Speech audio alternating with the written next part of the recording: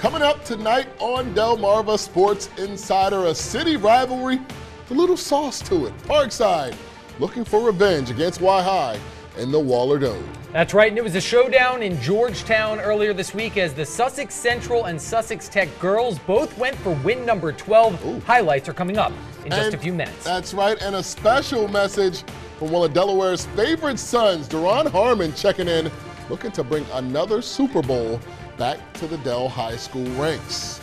And with that, welcome into the only place you want to be on Friday night at 11, Delmarva Sports Insider, along Trayvon Miles and Jeff Harris. I'm Julian Tedor. That's right. Welcome to your new favorite show, the only show giving you in-depth analysis to all sports action here on the Eastern Shore. And guys, you know what we're in. We're in full basketball mode because we enter the final month of the season, both in Maryland and Delaware. So that means a lot of games to get in because the playoffs are on the horizon. Absolutely. Absolutely. Now, one of the best things about high school basketball, high school sports in general for that matter, are those crosstown rivalries and those revenge games. I think we all know the blood just runs a little bit higher in those matches. Think about it years later. It never really moves. And we had a lot of those games this week on Delmarva. That's exactly right. And it means some teams had a chance at revenge. And one of the teams with revenge on their mind on Tuesday was Parkside. Of course, the Rams suffered their first loss of the season at the hands of Y-High. That's got to sting a little bit, guys, right? Your first loss of the year. A lot of teams, though, losing to Y-High, so now they need to bounce back. Exactly right. So a chance at retribution and the opportunity to hand the Tribe their second conference loss in their last 4 games.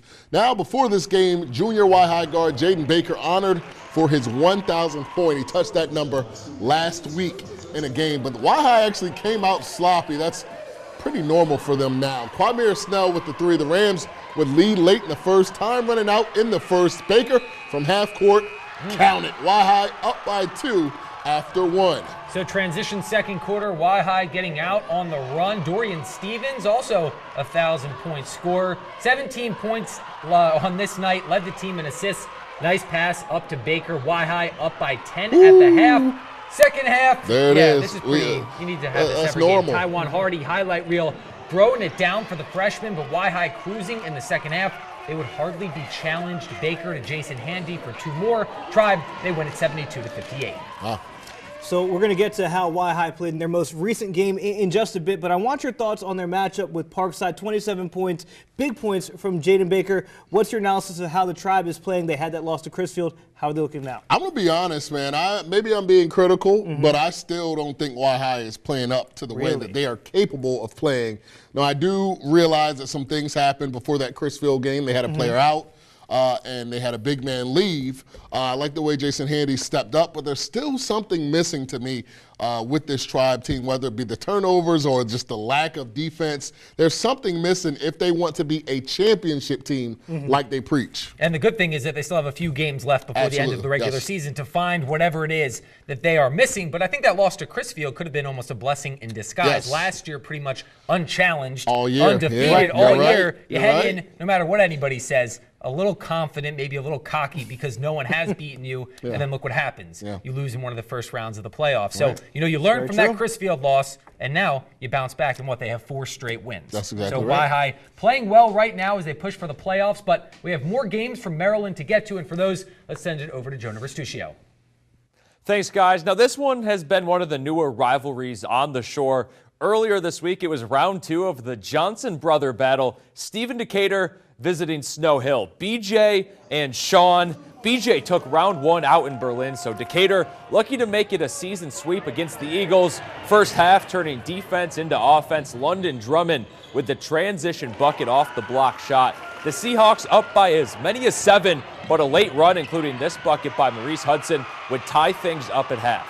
Second half, Churchill Bounds soaring in for the putback dunk. He had a team-high 12 low-scoring game for Decatur, but in the end, it wasn't enough to outlast Snow Hill on their home floor. Shaquan Williams with a tough shot off the glass. And then in transition, hoop plus the harm. Eagles outlast the Seahawks 49-43. So Decatur with a chance to bounce back last night against Bennett in a 3A matchup. Early in the first, the Clippers getting things going from the outside with Savion Bivens knocking down the corner 3. And then Jordan Williams, you're going to spot a common theme in this highlight. He's going to spot up and knock down a 3 of his own. Decatur would have a tough time in the first, but Churchill Bounds pouring in most of their points, 15 of the Seahawks' 18 first-half points. And in the second half, if the Clippers already weren't hot enough from deep, I would call this scorching. Saquon Cotton here, 5 different Clippers knocked down a triple in this one. Bennett would be up big and then sealing it on the defensive end. Off the turnover, pass finds Bivens. He goes in for the layup. Bennett, they're on a 6-game win streak, 58-44. And in Princess Anne earlier this week, we have to run it again. Washington senior Denasia Roberts, 3 points away from 2,000 in her career. And off the opening tip, wasting no time, just 9 seconds from the parking lot. There it is. Roberts becomes the first player, male or female, to go over the 2K mark in school history. And on top of that, the first Bayside player to get it since 2016.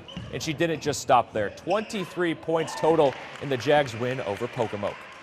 It's a great feeling to accomplish history. Nobody here has scored 2,000 points, and not many girls on the Bayside scored 1,000 points. So I can say I'm really proud of myself. It was the best feeling in the world. I scored about 1,000 in this gym, so I wanted to score my 2,000 points in this gym also. We're playing as a team, and when we play as a team, we play at our best. So hopefully we can continue this run and then hopefully get Baysides and then regionals and then state championship.